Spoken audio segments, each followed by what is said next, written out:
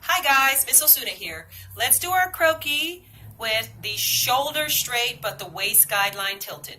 Here we are, we have an oval at the top of our page. Straight line down.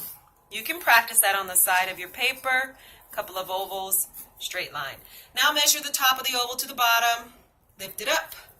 So you're going to put a mark at the bottom of each head space. We want a total of 9 head spaces. This is 3. You can do this with a ruler if you want. We are doing a 1-inch head space. So that'll make it easy for you to reference.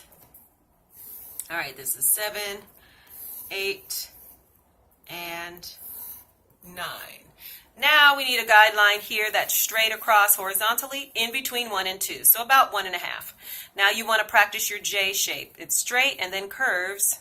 You want to practice both sides, so just play on the side of your paper and then you start here and you land on that guideline. So you start at the head, you land on the guideline.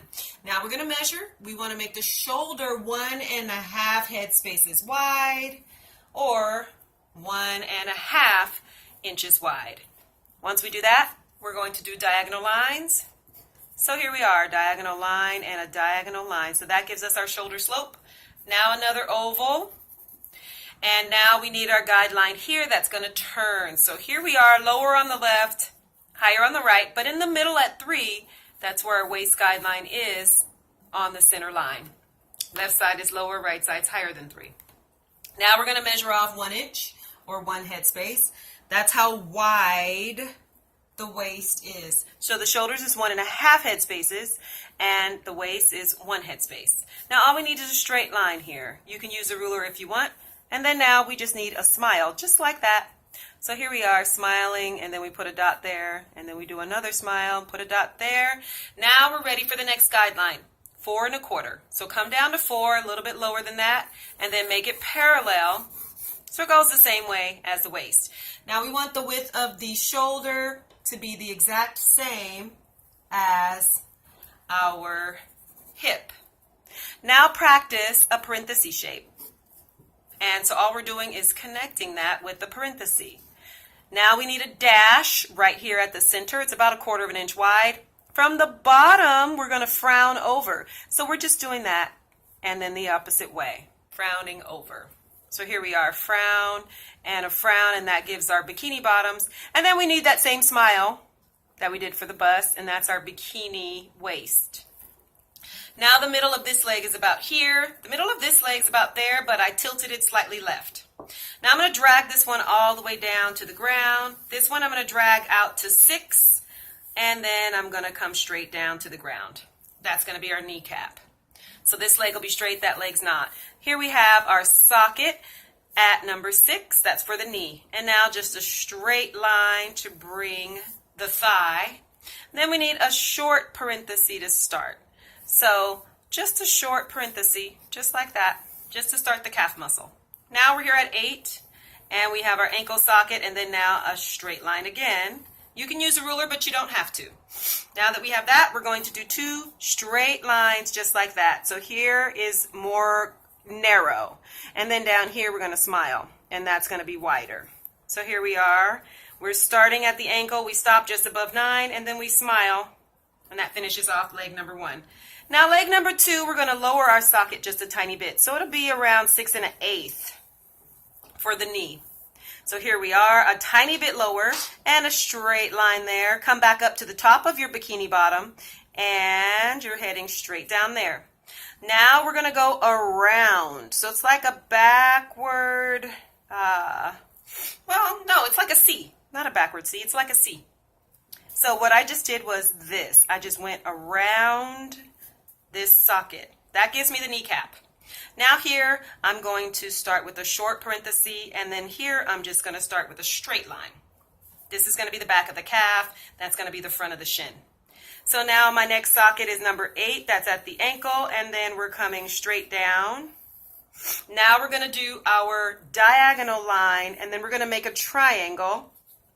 And that starts here at 8, comes down close to 9. Triangle, I'm going diagonally toward the left, and then I'm coming back to the right. This needs to be a little wider. So this one stops here, This one stops further to the right.